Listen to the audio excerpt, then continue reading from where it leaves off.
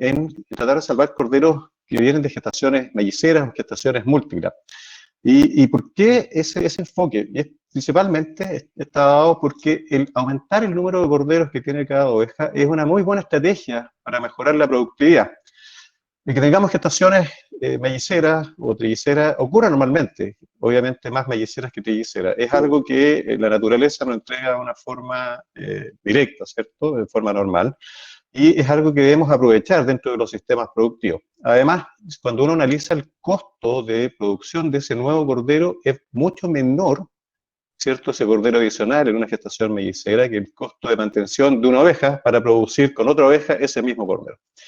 Y hay otras características, ¿cierto?, otras cosas que tienen las ovejas que producen mellizos o gestaciones múltiples, como por ejemplo, que producen más leche que estaría en directo beneficio en la alimentación y sobrevida de los corderos, ¿cierto? Pero no es todo miel sobre hojuelas y una mayor producción de corderos por oveja tiene sus limitaciones. Y una de las desventajas, o varias de las ventajas que se pueden mencionar, son, por ejemplo, el bajo peso del nacimiento, lo que es, en su sigla en inglés o restricción que se produce generalmente por una restricción de crecimiento fetal, con su sigla en inglés IUGR, ¿cierto? Y como vemos en este gráfico a la derecha, que es un gráfico que me gusta mucho porque representa bastante bien cuál es la situación que tenemos en Patagonia, en Magallanes, ¿cierto?, comparado con Nueva Zelanda, que es un país reconocido mundialmente por sus sistemas de producción, bastante intensivo, también pastoril. Y si vemos en las líneas, vemos en la línea azul, es el peso, en este momento el peso a los 140 días, casi a término de gestación, de los únicos en la línea azul y de los mellizos en línea naranja. Vemos que existe una diferencia de un 15% de peso entre único y mellizo, incluso en esas condiciones en las cuales la alimentación o la nutrición de las madres durante el periodo gestacional es bastante mejor, ¿cierto?, que la condición que podemos tener en sistemas extensivos como los patagónicos. Ahora, si comparamos esos pesos con los que tenemos en promedio a nivel de Magallanes, vemos que los pesos de los animales o de los corderos al momento del parto o cerca del parto de los únicos en Chile, Magallanes, tienen el mismo peso similar que lo que tienen los corderos que nacen de partos melliceros en Nueva Zelanda.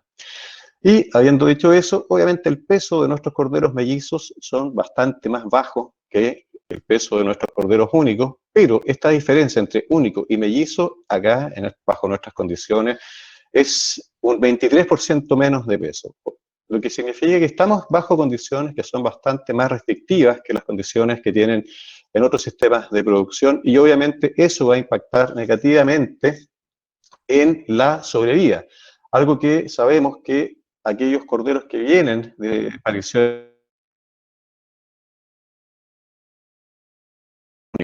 estamos hablando entre un 30 por 40% más de probabilidades de morir al momento del parto, y esto está asociado a distintas situaciones, a distintas condiciones, pero principalmente un complejo inanición frío que se asocia además al bajo peso que tienen los animales al nacimiento, como mencionábamos hace un rato.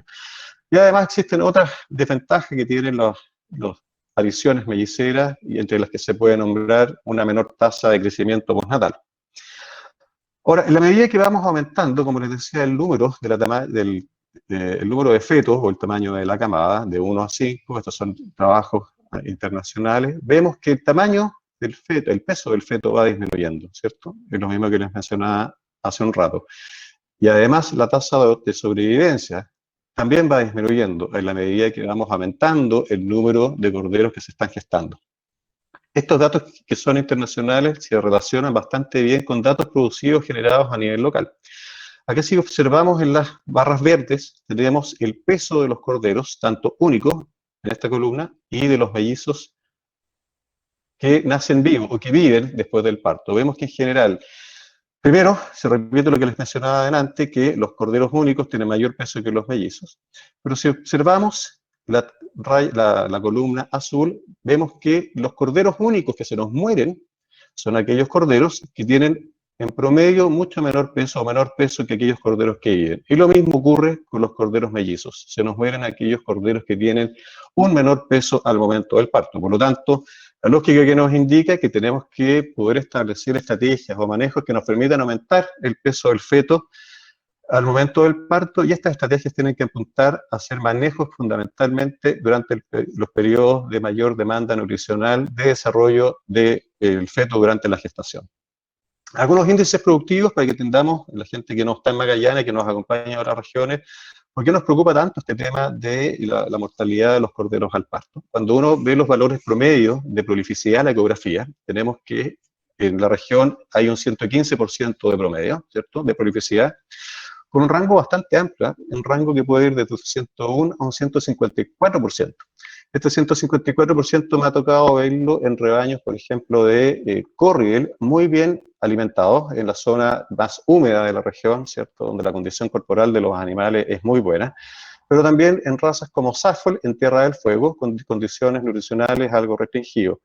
Y en este caso, cuando llegamos a estos valores, no solamente aparecen un alto porcentaje de mellizos, sino que también empiezan a aparecer trillizos, lo que obviamente, como vimos en la lámina anterior, significa que esos corderos van a tener un mucho menor peso al momento del parto, con una probabilidad de sobrevivencia bastante menor que los mellizos y que los únicos.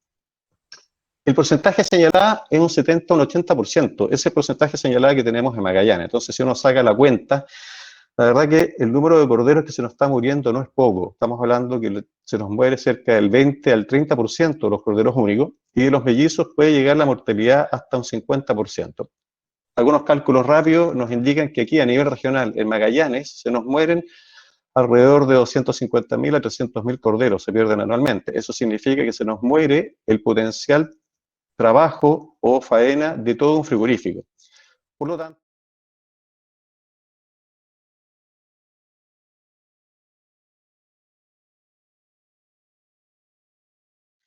y al conocer estos hitos fisiológicos, esto nos permite poder implementar estrategias específicas y estudiarlas que nos lleven a poder disminuir o eliminar, si fuera posible, esta restricción de crecimiento y poder salvar más corderos, ¿cierto?, al momento del parto.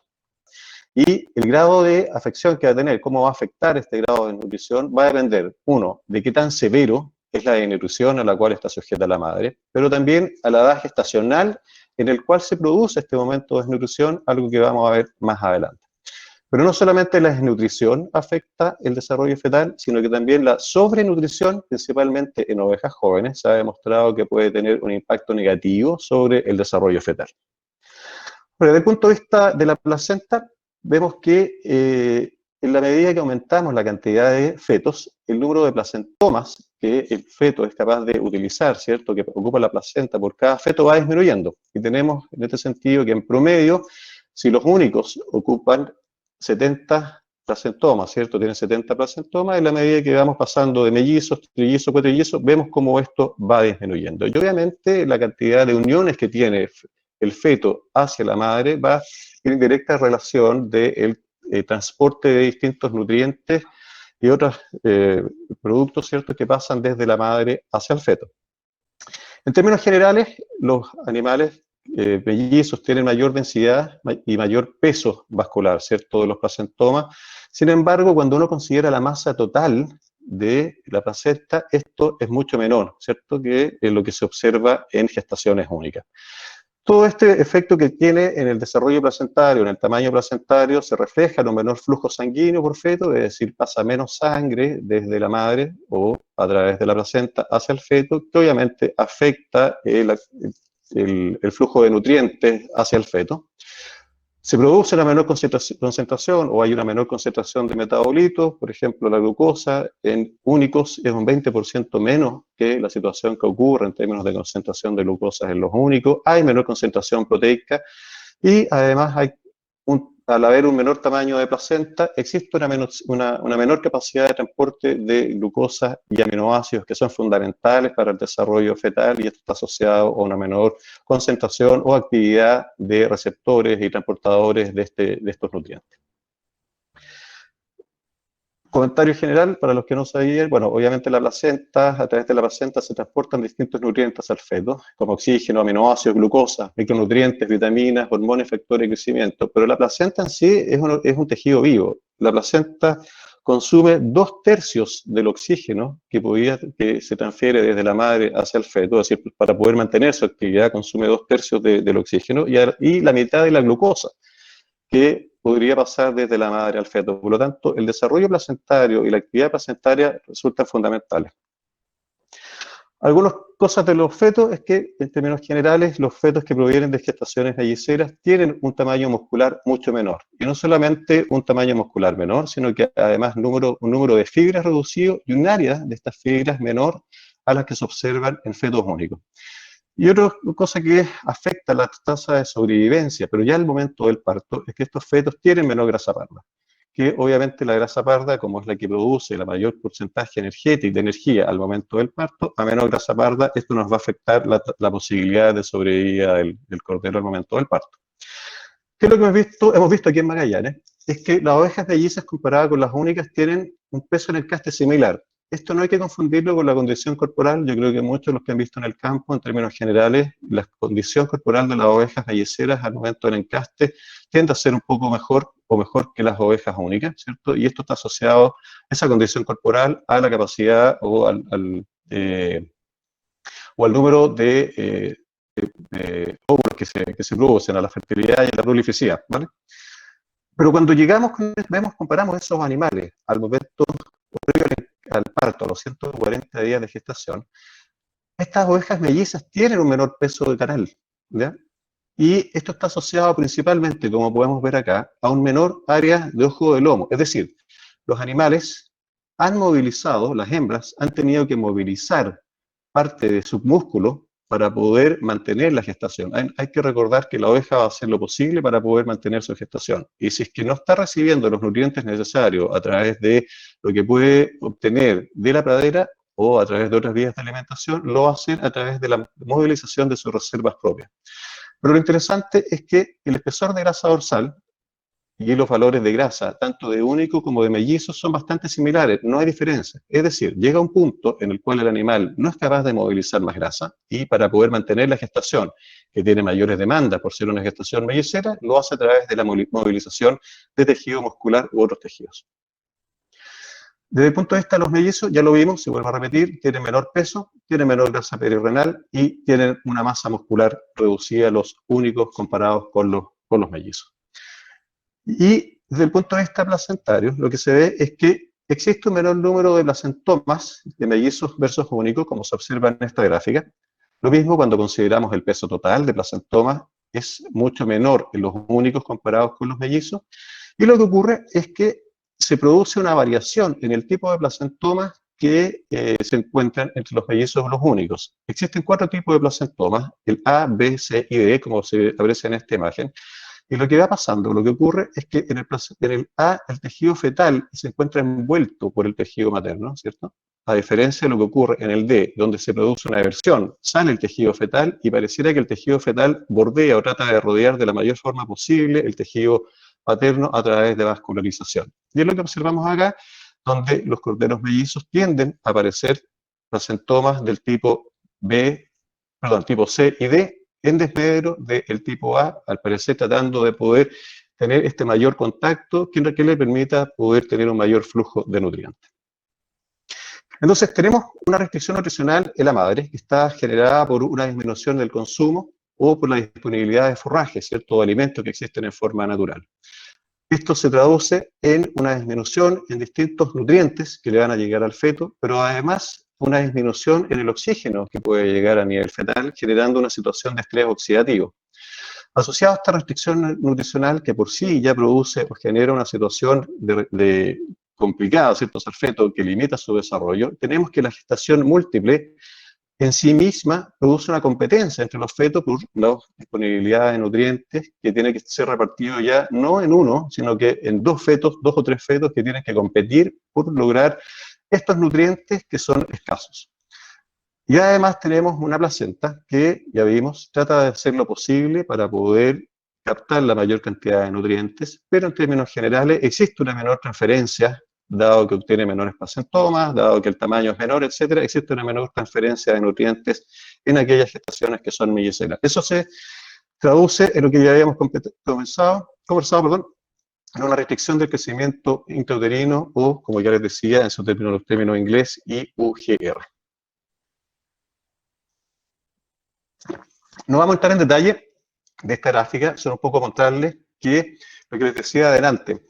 Existen distintas etapas en el desarrollo de los distintos tejidos fetales y en el momento que se produzca, por ejemplo, una disminución nutricional, va a ir afectando de distintas formas el desarrollo de distintos tejidos. Por ejemplo, la placenta se desarrolla, se produce la implantación al inicio, ¿cierto? Día 17 en adelante, y el desarrollo placentario se produce desde el día 30 hasta el día 90-100, que es donde termina el desarrollo placentario. Por lo tanto, cualquier situación de disminución de nutrientes que se generen en la madre entre los días 30 y 100 va a afectar el desarrollo placentario. Si afectamos el desarrollo placentario, ya vemos que vamos a afectar directamente la capacidad de traspaso de nutrientes desde la madre hacia el feto.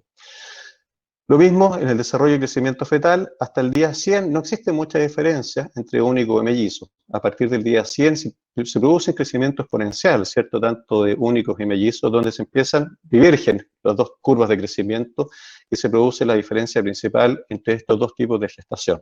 Por lo tanto, cualquier problema que tengamos de nutrición hacia el término de la gestación o último tercio de gestación, ¿cierto? Va a afectar, obviamente, el desarrollo y crecimiento fetal.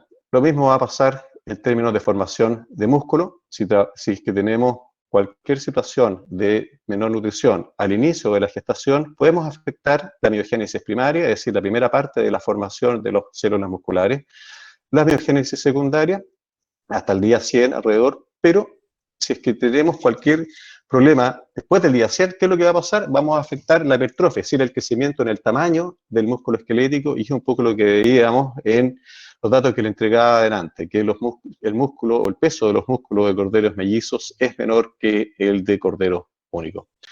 La grasa parda se produce o se empieza a acumular de forma acelerada a partir del día 170 hasta el día 120, por lo tanto cualquier situación que tengamos que afecte esto va a afectar la acumulación de grasa parda, principalmente en la zona perirenal, y a menor grasa parda, menor producción energética de calor, al momento del parto y menor probabilidad de sobrevivir. Y por último, el desarrollo de la glándula mamaria se produce hacia el final de la gestación, del día 120 en adelante, y si afectamos el desarrollo de la glándula mamaria, afectamos en la producción de leche, de calostro, y obviamente disminuimos las posibilidades de sobrevivir de los corderos. Esta charla que estoy dando ahora se la va a hacer llegar en PDF a todos aquellos que al final contesten una encuesta, así que acuérdense de contestar la encuesta, pero yo les voy a ir mostrando algunas charlas anteriores que hemos hecho en los webinars, y una charla muy buena de Camila, que es la que nos está acompañando hoy día como moderadora, de programación fetal, donde hace un mejor análisis de lo que acabo de hacer yo, de cuál es el impacto que puede tener, tanto a corto como a largo plazo, el tener distintos problemas de nutrición, por ejemplo, que pueden afectar a la madre durante la gestación, y cómo esos efectos se traducen en efectos a largo plazo productivos de salud, etc. Así que los invito a revisar ese link que les va a llegar después. Ahora, eso en términos generales desde el punto de vista fisiológico. Como ven, hay varios aspectos que hay que manejar para poder entender qué es lo que está pasando en una gestación melliza o mellicera versus una única, pero al entender todos estos aspectos fisiológicos nos permite poder establecer algunos manejos que minimicen el efecto que tiene esta restricción de crecimiento sobre el tamaño fetal o el crecimiento fetal, y por ende en la tasa de sobrevida. De todas formas, lo que nosotros nos hemos enfocado es tratar de encontrar aquellos manejos que tengan una aplicación práctica, porque en rigor podríamos estar trabajando con, como yo digo, pirulín pirulaza, ¿cierto? Tratando de establecer algunos manejos que desde el punto de vista práctico de aplicación en terreno o desde el punto de vista de costo, la verdad que no tiene ningún sentido. Por lo tanto, aquí hay una pequeña lista de aquellas cosas en las cuales nos deberíamos enfocar si quisiéramos tratar de disminuir este efecto negativo que tiene el tener gestaciones mellizas, ¿cierto? Y tratar de salvar la mayor cantidad de corderos. Lo primero, el ajuste de carga, que lo vamos a ir viendo más adelante. El diagnóstico de gestación, la condición corporal de la oveja, que es fundamental. La verdad que la oveja sufre durante la gestación variaciones constantes de condición corporal, y es algo que debemos ser capaces de manejar para poder asegurar que esa oveja, que se va a encontrar en algún momento en una situación crítica de restricción nutricional, sea capaz de tener reservas para poder movilizarlas y poder mantener esa gestación. Desde el punto de vista reproductivo, genético, hay espacio de trabajo para poder mejorar los animales, ¿cierto? Donde podamos seleccionar por animales que tengan un peso, por ejemplo, al parto algo mayor, que permita poder disminuir las tasas de mortalidad. El uso de hibridismo, donde ocupamos machos carniceros, ¿cierto? Donde todo se va a la venta generalmente, nos permite aprovechar esta herramienta, que es el vigor híbrido, en el cual esperamos que los animales están relativamente o bien separados desde el punto de vista genético. Si estamos trabajando con dos razas distintas, vamos a tener un impacto directo en el peso al nacimiento y en la tasa de sobrevida de esos corderos. Herramientas reproductivas como inseminación y transferencia de embriones que nos permite trabajar con nuevas razas o incluso poder trabajar de mejor forma lo que es selección animal. Hay otros manejos que se hacen de forma normal, la esquila preparto, cómo manejamos la nutrición preparto, algunas intervenciones en gestación y ya hacia el final de la gestación, cómo aumentamos el calostro. Si están interesados en ver nuevas alternativas tecnológicas reproductivas, los invito a ver esta charla de Camila, que también está en el canal de INEA. Entonces, lo que estamos buscando nosotros es tratar de mejorar o disminuir esa restricción nutricional a través del aumento de la oferta de forraje, ya sea en forma directa o indirecta. ¿Cómo mejoramos la eficiencia placentaria? ¿Cómo mejoramos a través de nutrientes estratégicos, como por ejemplo aminoácidos, a incrementar aquellos nutrientes, pero no solamente desde el punto de vista nutricional, sino aquellos nutrientes que pueden tener un efecto fisiológico por sobre el efecto nutricional per se que tienen esos nutrientes? ¿Cómo mejoramos el estrés oxidativo, el oxígeno, a través del uso de vitaminas antioxidantes que nos permiten aumentar la capacidad antioxidante fetal y materna? ¿Y cómo aumentamos la producción de grasa parda a través de melatonina y el calostro a través del uso de granos? Todas estas estrategias que nos permitirán poder disminuir esta restricción de crecimiento que se produce durante el desarrollo fetal. Ahora, si observamos la pradera, cómo se comporta en términos de acumulación de materia seca durante el año, y esta la superponemos sobre las curvas de crecimiento, tanto placentarios como fetales, vemos que en términos generales todo el desarrollo placentario y la mayor parte del desarrollo fetal se produce en una situación de limitancia o de muy baja oferta de forraje por parte de la pradera. Por lo tanto, el animal, la oveja, está sujeta a una restricción nutricional que la pone en una situación bastante compleja. ¿Cómo mantengo yo esta oveja? ¿Cómo mantiene esta gestación? Que obviamente, desde el punto de vista de demanda nutricional, es mucho mayor en ovejas melliceras que en ovejas únicas. ¿Qué es lo que hace la oveja? Bueno, cuando está restringida, hace uso de sus reservas, como ya lo veíamos, corporales, y si vemos esta gráfica, estos son animales de estancia Campenaique, donde al momento, a los 135 días, es decir, todavía le falta el periodo más complejo desde el punto de vista de crecimiento fetal, las ovejas únicas ya han bajado entre un 16 y un 21% de su peso. Y las mellizas, fíjense, ya han bajado entre un 21 y un 24% de su peso. Y vuelvo a repetir, esto desde el encaste hasta el día 135. Y todavía les falta un periodo bastante crítico, que son los últimos 10-12 días, en los cuales se produce un crecimiento exponencial o explosivo de los corderos. Por lo tanto, esta tasa de pérdida de peso corporal para poder mantener la gestación debiera ser incluso mayor. Y esto es preocupante, obviamente. Y es preocupante, ¿por qué? Porque estamos haciendo que la oveja movilice sus reservas, nos está diciendo que no es capaz, lo que entrega la pradera, de poder soportar los requerimientos que tiene ese animal para poder mantener esas gestaciones, pero además es un tema de bienestar animal. Estamos colocando a los animales en una situación desde el punto de vista de bienestar animal bastante complejo. Entonces, ¿a qué tiene que recurrir la oveja? Es a movilizar sus recursos propios, principalmente grasa en un inicio, y cuando ya no puede movilizar más grasa, tiene que movilizar masa muscular. Y esa masa muscular y esa grasa va a tener que recuperarla después del parto rápidamente. Entonces tenemos una oveja que anualmente está con unos ciclos de ganar y perder peso que las colocan en una situación bastante compleja. Lo que les decía adelante, tiene que cubrir demandas. Y estas demandas, como vemos acá en este gráfico, en el último tercio de gestación o el tercer tercio, cuando comparamos único con mellizo, son mucho mayores en único, ¿cierto?, comparado con los mellizos. Y estas son las demandas que el animal tiene que tratar de cubrir, y que no lo cubre porque la oferta de la pradera, la verdad es que no le da para cubrir esto, y que es lo que hace, bueno, movilizo músculo, movilizo grasa para poder de alguna forma paliar la deficiencia que tiene la pradera en su momento. Entonces, ¿cuáles son algunas de las alternativas que tenemos para poder disminuir o evitar la subnutrición por este bajo aporte de la pradera? tenemos que ajustarlo de la mejor forma posible las curvas de crecimiento fetal con las de crecimiento pradera. ¿Cómo ajustamos la curva de crecimiento más importante del feto con aquellos estadios o estados de desarrollo de la pradera que permitan entregar algo más de aporte de forma natural, ¿cierto?, a la oveja, que le permita disminuir o mejorar su capacidad de entrega de nutrientes hacia el feto? Tenemos que ajustar la capacidad de carga a la oferta real de la pradera. Esto es un punto importante. Generalmente las asignaciones de animales a un campo se hace de forma histórica. Hay muy poca gente, diría yo, productores que realmente hacen una evaluación objetiva de la disponibilidad de materia seca y hacen un ajuste del número de animales que realmente puede soportar una pradera por un tiempo determinado. Por lo tanto, el ajuste de capacidad de carga en base a mediciones objetivas es fundamental. Lo que les decía, el control de la condición corporal, especialmente al inicio del tercer trimestre de la gestación, es fundamental. Tenemos que ser capaces de ir controlando, evaluando. Es gratis, es cosa de aprender cómo se evalúa la condición corporal, ¿cierto? Y es una herramienta importantísima para la toma de decisiones, y saber qué manejos nutricionales o qué manejo de movimiento de animales, los distintos potreros tengo que hacer.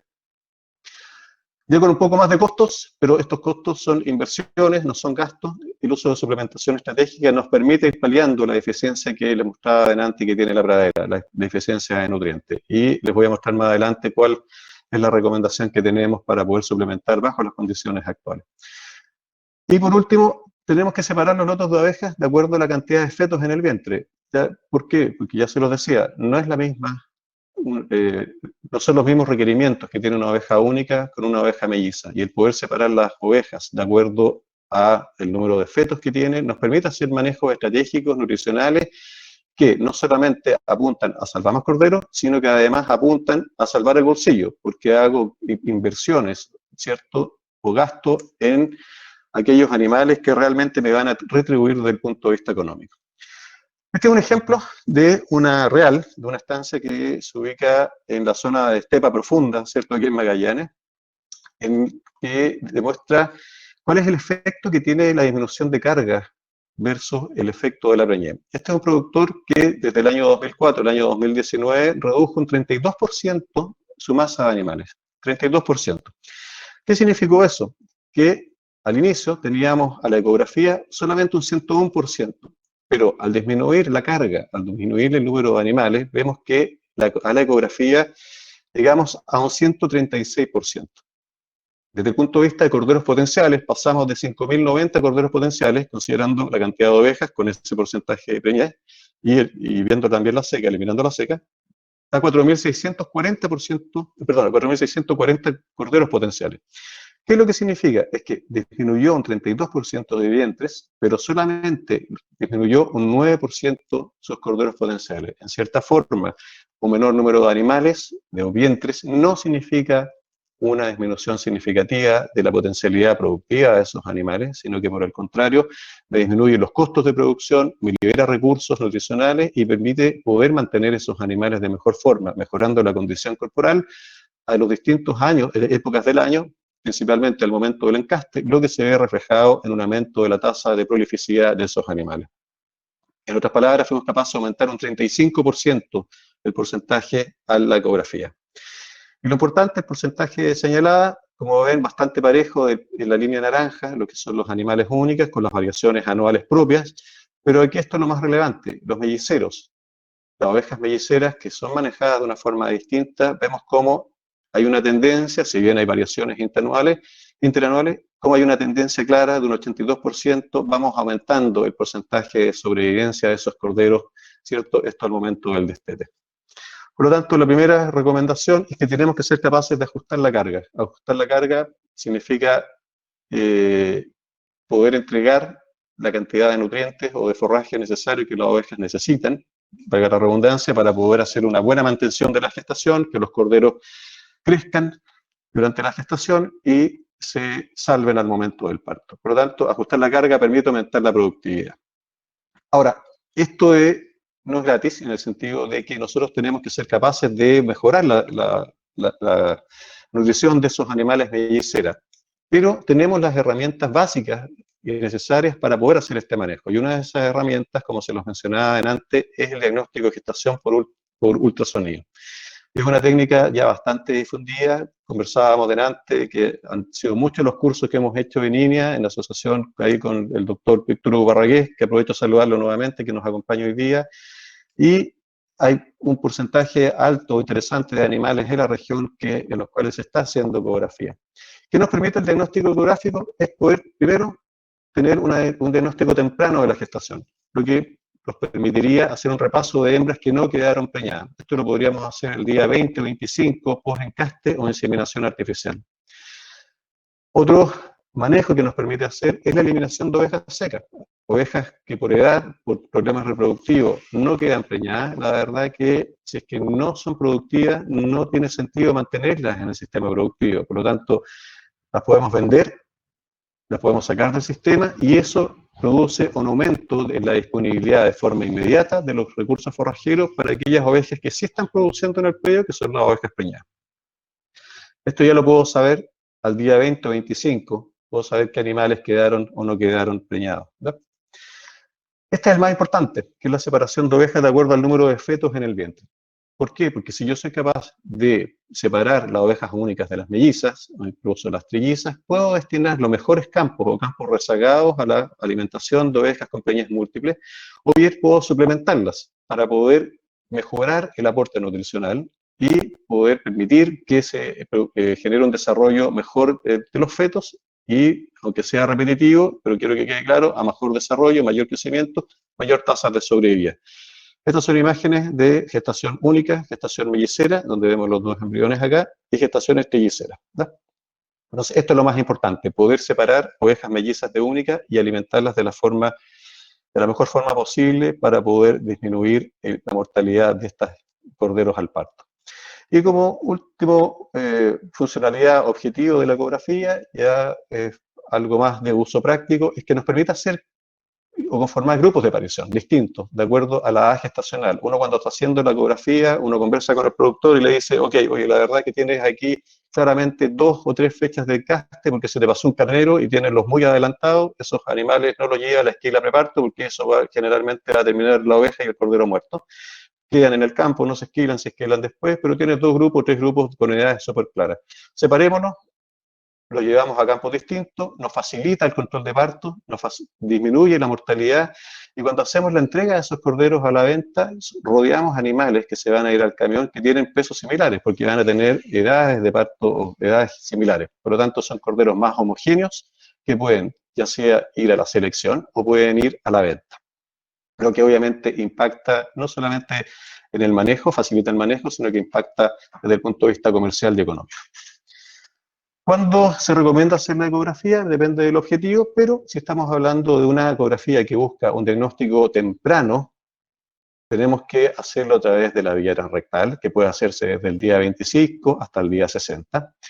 Pero si estamos trabajando solamente para ver animales únicos y mellizos de una forma más masiva, ¿cierto? La recomendación es trabajar con la vía transabdominal, donde se puede realizar a partir del día 45 de gestación hasta máximo el día 110, dependiendo del equipo, con un óptimo terreno entre los 70 y 90 días. ¿Qué es lo que yo recomiendo al productor cuando vaya a hacer la ecografía? Es que se haga a los 90 días de iniciado el encaste. Ojalá que haya sacado los carneros, generalmente no sacan los carneros, lo que eso disminuye un poco la asertividad del operador, porque muchas de las ovejas que estaban secas al momento de la ecografía puede ser que estén con una preñez muy pequeña, menor a los 30 días, ¿cierto? Que va a ser muy difícil verlo desde el punto de vista con el abordaje transabdominal. Por lo tanto, eso hay que tener mucho cuidado. Por lo tanto, hay que revisar la ecografía y esa es la otra recomendación, sí o sí. Yo creo que esta es una herramienta tremenda que hay que aprovecharla de mejor forma dependiendo de cuál es la vía de aproximación, los 30 a los 100 días de gestación.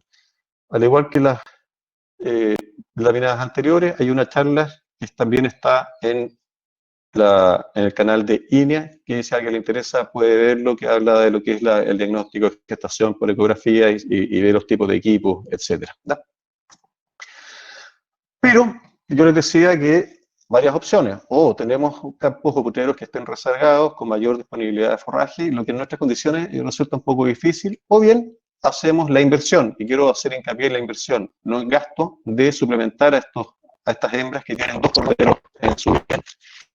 ¿Qué es lo que nosotros recomendamos? Son 15 kilos de pellet por oveja, ¿cierto? Que se inicia al momento de haber realizado la ecografía. Al día 90, al día 100 de gestación, se suplementan por 45 días los animales con pellet. ¿Qué pellet recomendamos nosotros? Un pellet que nació de un estudio que se desarrolló en un equipo liderado por Raúl Lira, ¿cierto? Donde vimos que la concentración de proteína en la pradera era el factor limitante para el desarrollo fetal. Y además era el factor limitante para poder hacer un mejor aprovechamiento del forraje tosco, el coirón, ese coirón tosco que tiene un 4% de proteína. Si le entregábamos un concentrado con mayor contenido proteico, permitía a la oveja poder tener una mayor digestibilidad, hacer una mejor digestibilidad, ¿cierto? Poder procesar de mejor forma ese forraje tosco y poder extraer un mayor porcentaje de nutrientes de ese coirón. Y tiene que tener este pellet un máximo 30% de grano, un máximo 1,5% de urea. Entregando 300 gramos de suplemento nos permite entregar 75 gramos de proteína cruda por día y menos de 100 gramos de almidón y menos de 5 gramos de día de urea. Como les digo, esta es una aproximación bastante que ya se realiza en varios lugares. La verdad que INEA desarrolló un pellet que se vende de forma comercial. INEA no lo vende, eso que quede claro, que se vende a nivel comercial por la industria. Y esta es la forma que se entrega en el campo y los animales se acostumbran a comerlo y la verdad es que esta conducta aprendida se mantiene durante el tiempo. Y hemos tenido muy buenos resultados con unas tasas de sobrevivencia significativamente mayores a si es que no hiciéramos esta suplementación. Un comentario anexo: se deja de suplementar el día que cae el primer cordero, porque la oveja está tan acostumbrada a que entre la camioneta al campo que sigue la camioneta. Y si está con el cordero al pie, va a dejar al cordero botado, no va a volver a buscarlo en la mayoría de los casos y ese cordero puede terminar muerto. Por lo tanto, cae el primer cordero y se deja de suplementar. Entonces, la otra recomendación para poder disminuir la mortalidad es suplementar a esas mellizas que sacamos a través de la ecografía con 300 o 400 gramos diarios de concentrado. Existe una charla que hizo Raúl Lira, ahí está ahí abajo, de suplementación estratégica, que quedan cordialmente invitados a verla si les interesa profundizar más en este tema y en otras recomendaciones de suplementación. La esquila preparto. Hace un par de años recibimos comentarios de algunos productores que estaban dejando la esquila preparto y se nos pidió que reevaluáramos algo que ya está bajo las nuevas condiciones ambientales, que reevaluáramos qué es lo que pasaba con los porcentajes de señalada principalmente, con las tasas de sobrevida. Y la verdad es que lo que encontramos, este fue un estudio que se hizo en Campeonato, es que se volvieron a repetir aquellos valores que ya veníamos viendo en la literatura por años, donde aquellos animales que eran esquilados en forma preparto, la tasa de sobrevivencia de los corderos era un 8 o un 10% más o superior que aquellos animales que tenían una esquila tradicional, ¿ya? Por lo tanto, la recomendación es que se realice la esquila preparto en los lugares donde sea factible, teniendo todos los resguardos, obviamente, del caso, considerando las condiciones ambientales, considerando las condiciones de peine, ¿cierto? Un peine alto o de invierno, pero tiene que ser realizado 20, 30 días antes de la fecha de parto. Y esto no solamente permite mejorar la sobrevida de los corderos, sino que también permite mejorar la sobrevida de las ovejas, que es algo que también hay que colocar en valor porque eso nos permite tener una menor tasa de reposición para poder recuperar esas ovejas que normalmente se mueren. Ahora, dijimos que había estrategias puntuales de algunos nutrientes que, más allá del efecto nutricional que podían tener, tenían efectos fisiológicos que permitían generar impacto sobre la curva de crecimiento del feto o algunos tejidos del feto. Este es el caso de los aminoácidos.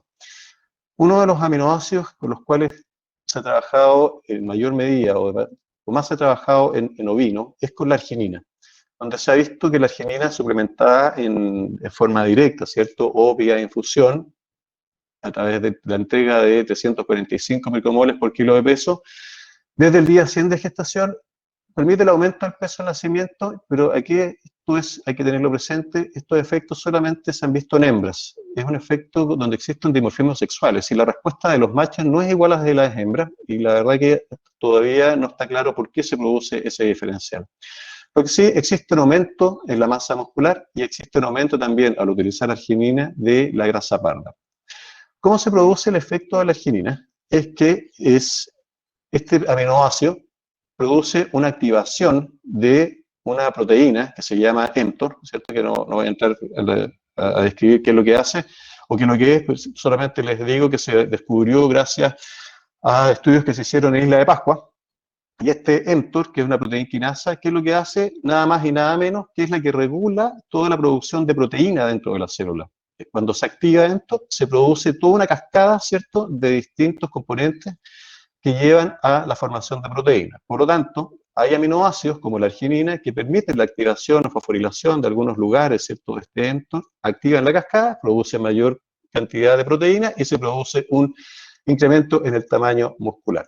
Para los que van al gimnasio y les gusta hacer pesas, etcétera, es lo mismo o similar que lo que pasa con los BCAA, con los Branch Chain Aminoácidos, ¿cierto? Leucina, isoleucina, valina, que están muy recomendados y es lo mismo efecto que tiene la leucina en los humanos, que está demostrado, al igual que en cerdos, que el aporte de leucina permite una activación a nivel de la célula muscular de mTOR, lo que genera un crecimiento muscular, ¿ya? Y eso te permite aumentar la masa muscular.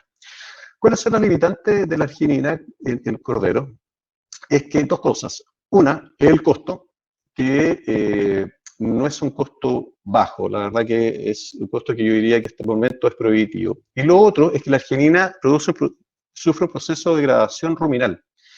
Pero hay estudios a partir del año 2016, incluso antes, que han estado trabajando con unos precursores de arginina, como es el carbamilglutamato, ¿cierto? O utilizando arginina que está protegida para su degradación en el rumen. ¿Ya? Entonces, hay algunas alternativas, pero yo diría que si bien es algo que podría ir a salir o podría ser utilizado a futuro, es algo que debiéramos dejarlo stand-by, pero tener el conocimiento, tener la idea de que existen intervenciones nutricionales con nutrientes estratégicos que nos permiten mejorar el desarrollo de masa muscular, grasa parda y crecimiento fetal. Ahora, lo otro es que algo mencionábamos, que se producía un estrés oxidativo en los corderos, existía un estado de estrés oxidativo en aquellos animales con gestaciones melliceras comparados con las únicas, ¿no? Esto es un estudio que hicimos acá en Campenaique, en asociación ahí con Víctor Hugo Parragués, con el doctor Parragués, un proyecto de él que desarrollamos en Campenaique, donde nos dimos cuenta, y esto es un dato inédito, la verdad que esto no está escrito, que animales que se encuentran bajo condiciones normales, y bajo condición normal durante la gestación aquí en Magallanes, significa que tienen una restricción nutricional de cerca del 70%. Corderos únicos versus corderos melliceros. En condiciones normales vemos que los corderos, a nivel del cordón umbilical, tienen una mayor concentración de oxígeno, ¿ya? Ahora, nosotros todos entendemos que a una menor concentración de oxígeno, esto afecta directamente el desarrollo fetal, ¿ya? Afecta el desarrollo del cordero. Ahora, para recalcar el impacto que tiene, o hacer mayor hincapié en el impacto que tiene la suplementación, una buena nutrición, ¿cierto? Vemos que cuando a esas mismas ovejas, otras ovejas, bajo una condición de pastoreo, les entregamos un suplemento, vemos que tanto en ovejas únicas como en ovejas mellizas somos capaces de mejorar esa situación de hipoxia, de baja tensión de oxígeno, ¿cierto? Pasamos de 27 a 34 milímetros de mercurio en el caso de los únicos, y de 22 a 26 o casi 27 en el caso de los melliceros. Y esta situación, la verdad que nos permite disminuir ese efecto que tiene la hipoxia o este estrés oxidativo sobre el desarrollo fetal. Y lo mismo ocurre cuando vemos otras variables como la saturación de hemoglobina o la concentración de oxígeno. De cierta forma, al nosotros suplementar los animales, no solamente estamos mejorando la situación nutricional de nutrientes per se, sino que además estamos mejorando la condición de oxigenación, ¿cierto?, de la sangre que va al feto, y esto va a traducirse en un mayor crecimiento. Ahora, algunos de los trabajos que hemos hecho acá es desarrollar una línea que busca ver cuál es el impacto que tiene, dado que tenemos una situación de estrés oxidativo. Bueno, ¿qué pasa cuando aplicamos o utilizamos algunos elementos, sustancias que tienen un efecto contrario o que permiten mejorar, ¿cierto?, la situación de estrés oxidativo? Estas son las vitaminas antioxidantes, ¿ya? Al igual como el vino tiene sus taninos y tiene sus acciones antioxidantes, nosotros no hemos ocupado el vino, obviamente, en los animales, está excesivamente prohibido, pero sí estamos trabajando con vitaminas que tienen un efecto antioxidante, como son la vitamina E y la vitamina C. Lo interesante de esta asociación es que existía poca información en literatura en los cuales se trabajara en la asociación de estas dos vitaminas. Principalmente se ha trabajado vitamina E y selenio, ¿cierto? Yo creo que ya muchos han visto esta asociación que se trabaja también en vacunos y en otros animales. Pero la vitamina C hasta hace un tiempo se pensaba que era, o ya estaba escrito históricamente, que se producía una metabolización a nivel ruminal, se degradaba a nivel de rumen. Y lo que hemos visto nosotros que dado en forma oral, en estas concentraciones de 500 miligramos de vitamina C y 350 unidades internacionales de vitamina E, esta vitamina C es capaz de traspasar el rumen, es capaz de llegar al torrente sanguíneo materno y es capaz de llegar al torrente sanguíneo fetal. ¿En qué se traduce este uso de estas vitaminas antioxidantes que se las entregamos en el pellet?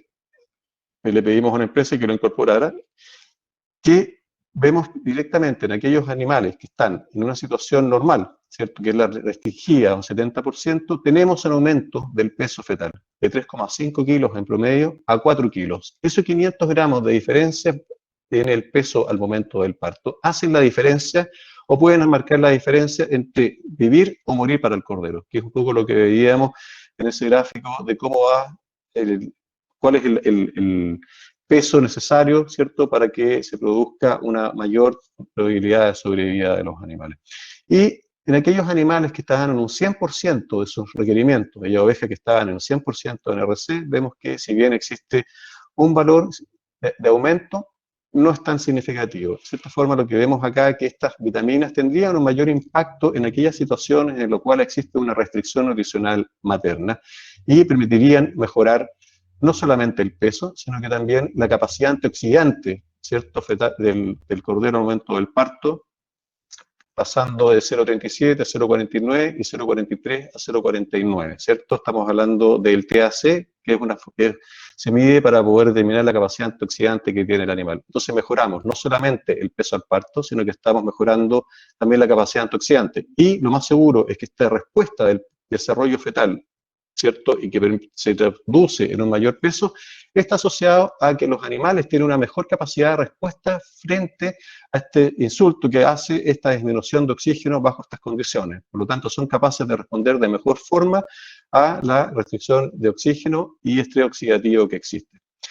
Y esto se asocia directamente a tasas de sobrevivencia, donde vemos que la tasa de sobrevivencia de los corderos a los 60 días es superior en aquellos casos que existe una suplementación con vitaminas, estas dos vitaminas E y C, y lo mismo se mantiene a los 120 días de gestación, ¿cierto?, donde tenemos animales o mayor cantidad de animales vivos en aquellos grupos que fueron suplementados.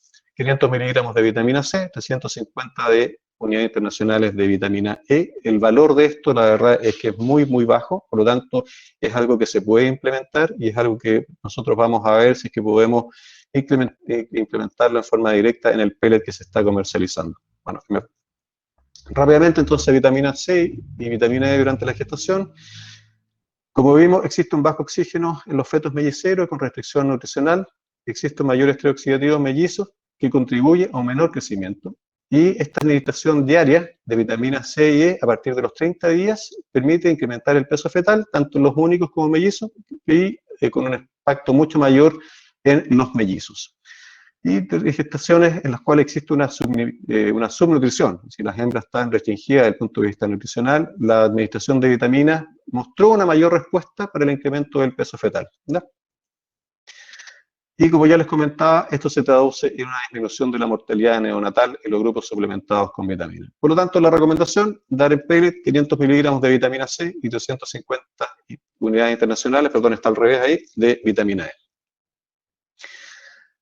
Sigamos avanzando. ¿Qué otro tipo de intervenciones hemos venido trabajando? Es ver cómo somos capaces de poder incrementar la acumulación de grasa parda. Como les comentaba, la grasa parda, su acumulación se produce entre los 70 y 120 días de gestación, ¿cierto? Principalmente en la zona perirenal, representa el 80% de toda la grasa al parto, pero esta grasa representa solamente el 2% de peso al parto. Pero incluso siendo solamente ese 2% de peso al parto, produce el 50% del calor que necesita ese corderito que nace bajo la nieve, con condiciones de frío, de lluvia, para poder calentarse y poder pararse y poder tomar el calostro necesario para sobrevivir. ¿Se ha visto que se incrementa en clima frío? bajo condiciones de estrés nutricional se aumenta su producción, pero como ya les mencionaba inicialmente, que es lo que hemos visto en condiciones aquí de Magallanes, esto es menor, esta concentración o cantidad de grasa parda es menor en mellizos que en los únicos, y no sería suficiente en estos corderos mellizos. Y hay estudios que demostraron que su concentración estaría regulada de grasa parda, ¿cierto?, por la concentración circulante de melatonina. Hemos hecho evaluaciones con distintos números de implantes. La melatonina se vende así, ¿cierto?, que es el Regulin, esta es su forma comercial. Yo creo que los que han trabajado más tiempo en el área reproductiva saben que se ocupa la melatonina para poder sacar a las ovejas de anestros reproductivos, ¿cierto?, y hacerlas ciclar fuera del periodo normal de reproducción, ¿cierto? La oveja depende de la producción de melatonina y que depende al mismo tiempo de las horas luz y de noche, ¿cierto? Y se ocupa normalmente, como les decía, para sacar de anestro o regular el periodo reproductivo de los animales. Nosotros lo estamos ocupando con otra función. ¿Cómo logramos a través de el implante de uno o dos implantes, para la redundancia, de melatonina que contienen 18 miligramos de esta hormona, para ver si es que somos capaces de generar un aumento en la acumulación de grasa parda? Bueno, estos son los resultados de los ensayos, como vemos acá, en aquellos mellizos que recibieron un implante de melatonina. Esto estamos hablando de la oveja, recibió de forma subcutánea, ¿cierto? Se coloca en la base de la oreja, al día 100 de gestación, recibió un implante, se produjo un aumento de un 34% en la grasa parda, lo que es súper relevante. La verdad que cuando tenemos este aumento en estas cantidad de grasa, podemos proyectar que vamos a mejorar la capacidad de respuesta frente a ese estrés térmico que va a tener el cordero al momento del parto. Los corderos, porque estamos hablando de mellizos. Desde el punto de vista de peso, vimos un aumento de peso de los corderos entre un 5 y un 8%, pero cuando teníamos dos implantes de melatonina. Con un implante no encontramos ninguna diferencia en el peso de los corderos, pero sí con dos implantes. Aquí atribuimos ese incremento de peso por el aumento de la concentración de melatonina materna a que se mejoró la cantidad de oxígeno y que mejoramos la eficiencia de la placenta. En términos de oxígeno, como se ve en este gráfico, en la medida que íbamos aumentando la cantidad de pellets, ¿cierto?, que se colocaban en las ovejas de 0, 1 y 2 pellets de melatonina, vemos cómo se va incrementando la concentración de oxígeno fetal. Y obviamente, como ya lo vimos, y como demuestra esta gráfica, en la medida que somos capaces de aumentar la presión de oxígeno, la cantidad de oxígeno circulante, ¿cierto?, aumenta, hay una correlación directa y significativa donde se aumenta el peso del cordero. Por lo tanto, uno de los potenciales impactos de la melatonina fue mejorar la perfusión de oxígeno fetal y esto estaría asociado con ese mayor aumento de peso que le mostraba adelante. En términos de placenta, algo similar que lo que observábamos en las láminas anteriores, lo que vemos acá, hay un cambio en la relación de placentoma, donde los animales que recibieron dos melatoninas, dos implantes de melatonina, tuvieron mayor cantidad, que está representado en la barra negra acá. Estos son los animales que recibieron dos implantes, la barra gris un implante y barra sin color los que recibieron un implante. Y en general, si se fijan, los animales con dos implantes y lo mismo con uno, incrementaron el número de placentomas de tipo C, D y fueron disminuyendo los placentomas de tipo A, ¿verdad? Nuevamente les repito, esto tratando de poder mejorar la captación de lo que se cree, la captación de nutrientes desde el feto hacia la madre. Algo interesante que vimos después del nacimiento es que nosotros hicimos la evaluación para ver cuál era el impacto sobre la tasa de sobrevida, que eso es lo importante, obviamente lo que estamos buscando al mejorar todas estas características a través de la melatonina, mayor peso, mayor acumulación de grasa parda. Lamentablemente, el año que se hizo la evaluación hubo situaciones ajenas al proyecto que generaron una mortalidad mucho más elevada de lo que normalmente estábamos acostumbrados en los campos donde se hizo la evaluación. Para ser específico, tuvimos un ataque de azorro que la verdad es que tiró al suelo el trabajo que se hizo. Pero algo importante que sí se logró rescatar fue que aquellas madres que recibieron un implante de melatonina subcutáneo, como les digo, a partir del día 100, sus corderos al momento del parto tenían mucho mayor peso, o un peso significativamente mayor con melatonina comparado con aquellos animales que no recibieron un implante de melatonina. La temperatura en el lomo de los animales tratados con melatonina fue de 25 grados versus 22 grados y medio sin melatonina, lo que fue significativo. Y en la grupa, si bien no hubo una diferencia significativa, como se aprecia acá, sí podría decirse que hay una tendencia a ver que los animales con melatonina, que tienen 25 grados versus los 22 grados sin melatonina, podría decirse que hay un aumento interesante en la temperatura. Nosotros asociamos este aumento en la temperatura, obviamente, a una mayor capacidad de metabolismo de la grasa parda que asumimos que se está incrementando basado en los estudios principales, en los estudios anteriores. Entonces, la melatonina a los 100 días incrementa el peso de los corderos, aumenta la cantidad de grasa parda, mejora la cantidad de oxígeno que reciben las crías. Su uso durante el último tercio de gestación aumenta la temperatura superficial de los corderos, pero no mejora los comportamientos de los corderos relacionados al vínculo madre-cría. Es decir, nosotros estudiamos si es que al utilizar melatonina se producía algún efecto que mejorara o empeorara esa relación materno-cría, ¿cierto?, que se produce al momento del parto. Y lo bueno fue que no existió ninguna diferencia, es decir, no afectamos la conducta de los corderos al momento del parto. Interesante hubiera sido de que hubiéramos mejorado la conducta del cordero, que estamos hablando de que el cordero mame más veces, que siga la oveja, que haya un bonding, un nexo madre-fetal, madre-cordero bastante más fuerte. Eso no se produjo, pero no se produjo un efecto detrimental, lo que es muy interesante. Lo importante es que se aumente la temperatura superficial. Y este año estamos evaluando nuevamente el efecto sobre la tasa de sobrevida. Por lo tanto, otra recomendación es que se pueden ocupar implantes de melatonina a los 100 días de gestación de mellicera. ¿Cuál es la limitante principal? Es que el valor todavía, dado que se ocupa en un bajo volumen, y esto es oferta de demanda, como la demanda es muy baja, la verdad que el precio es todavía bastante elevado, por lo menos acá en Chile. Yo sé que en Europa el valor de los implantes de la melatonina son marginales, por lo tanto, bajo esas condiciones sería interesante poder utilizarlo. Pero hay que esperar que el precio baje y creo que es una alternativa que puede ser complementaria a las otras alternativas ya mencionadas para ir atacando a través de distintas vías todos aquellos factores fisiológicos o variables fisiológicas que al final se traducen en una mayor mortalidad de los corderos. Por último, esto es algo que lo trabajamos un par de años y es cómo logramos incrementar la sobrevida de los corderos al incrementar la producción de calostro. En términos generales está descrito que las ovejas melliceras tienen una lactancia más tardía que la lactancia que se produce o que tienen las ovejas con gestación única. Y yo no sé si alguno ha tratado de sacarle calostro a una oveja mellicera que recién parida. La verdad que cuesta mucho. Uno trata de sacarlo y es... perdonen la comparación, pero es como tratar de sacar una mantequilla. Imagínense lo que significa para uno que está haciendo la fuerza con los dedos de tratar de sacar este calostro, que es una mantequilla, llévenlo al cordero que está tratando de chupar, de succionar, ¿cierto? Esto que es imposible. Si no es capaz de succionar el calostro, de tomar calostro, ese cordero, las opciones de sobrevida de ese cordero son bajísimas. Y la viscosidad del calostro, como les decía, es mucho mayor en corderos únicos, la viscosidad del calostro es mayor en corderos mellizos que en únicos. Y esto se incrementa en animales con baja condición corporal, que es la condición o la tormenta ideal que tenemos, perfecta, que tenemos acá en Magallanes, cuando esos animales han perdido un 24%, un 25% de su condición o su peso durante toda la gestación. Y lo que se ha visto es que un aumento en la circulación circulante generaría un aumento en la producción de leche.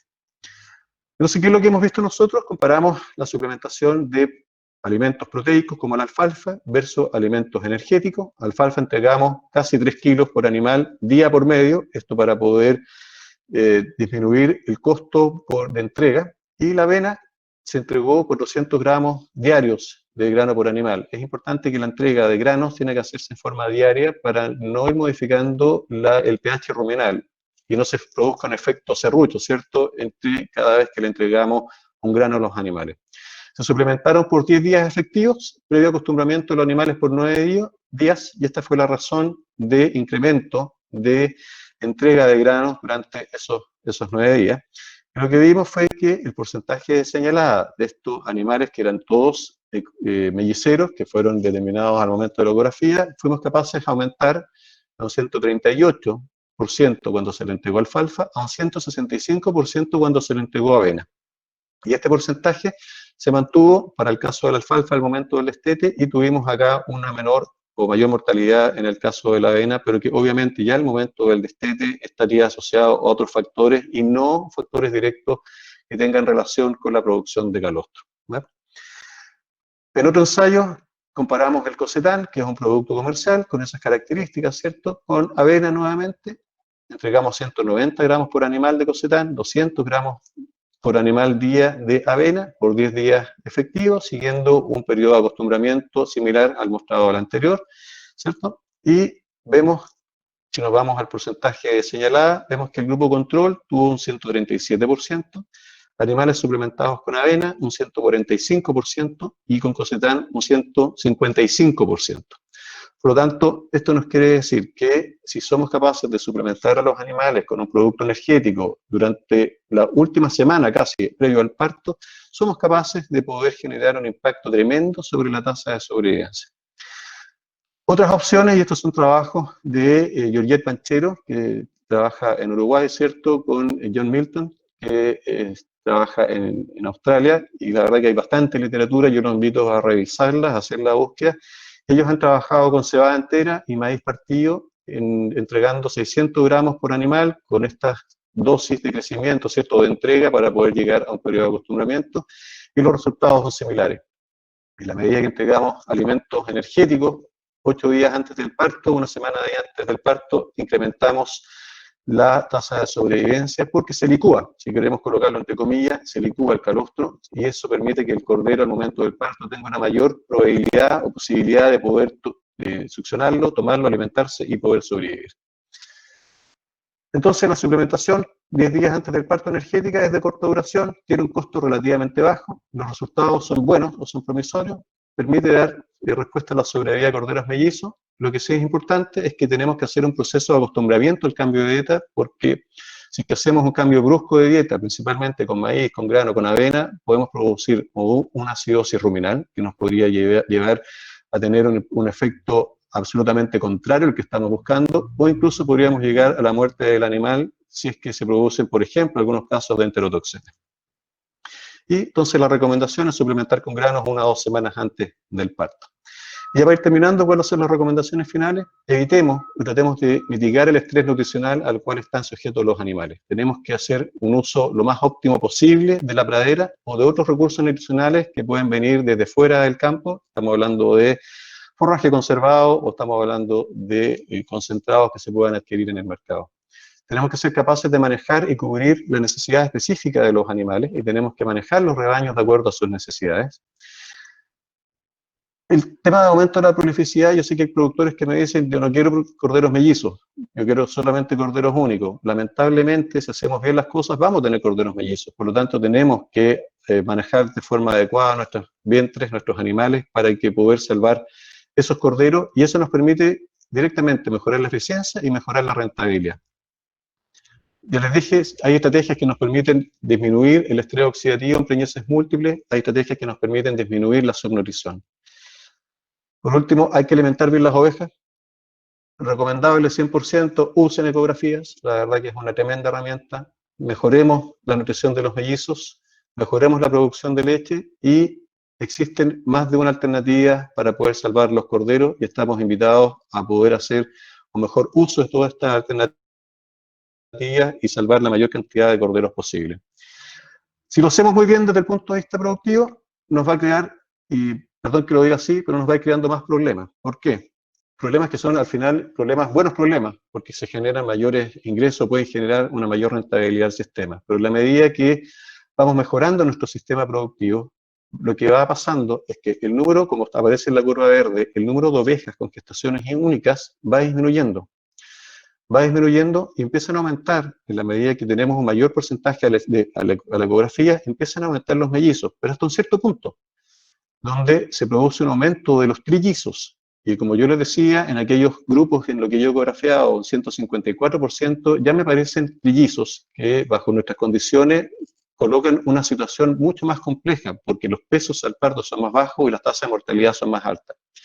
Pero si llegamos a valores como los que se manejan en otros países, de sobre un 200%, empiezan a aparecer los cuatrillizos. Por lo tanto, toda nuestra problemática de cómo salvamos a estos mellizos se nos traslada ahora a cómo salvamos a nuestros trillizos y a nuestros cuatrillizos, que son los problemas que tienen actualmente en Nueva Zelanda. Pero como yo les digo, son buenos problemas, porque nos permite mejorar nuestra productividad y tenemos herramientas, y todavía falta investigación, pero tenemos herramientas de intervenciones estratégicas que nos permiten ir mejorando la nutrición materna, mejorar el desarrollo fetal y disminuir las mortalidades al parto.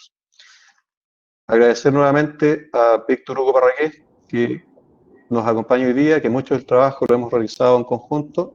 Muchas de estas láminas también son de él, o información de él, y a todos ustedes por escuchar esta charla. Muchas gracias. Gracias, Francisco, por esta interesante charla que nos has presentado. Te cuento que hay bastantes comentarios de felicitaciones y agradecimiento por tu charla, y también tenemos bastantes preguntas que vamos a tratar de ir respondiendo ahora. El primer grupo de preguntas son algunas cosas que ya nos comentaste en la charla, pero siempre es bueno reforzarlas un poquito, y se refiere a cómo y cuándo acostumbran a la oveja a comer pellet u otro suplemento, y cuántos días previo al parto más o menos deberían mantenerse estas suplementaciones. Ya, muy buena la pregunta. La verdad es que las ovejas se acostumbran bastante rápido al consumo de pellet, pero hay que hacer un manejo previo. Hay que colocarlas en el corral, hay que colocarlas en corral con el pellet, cosa que los animales, y con agua obviamente, pero cosa que los animales se mantengan, se acostumbren a comerlo. No lo van a consumir en forma directa si es que es primera vez que lo ven, y es algo que hemos visto acá. Pero un manejo de 2-3 días de los animales encerrados en corral, con la entrega de suplemento, les permite conocer el alimento y lo van consumiendo.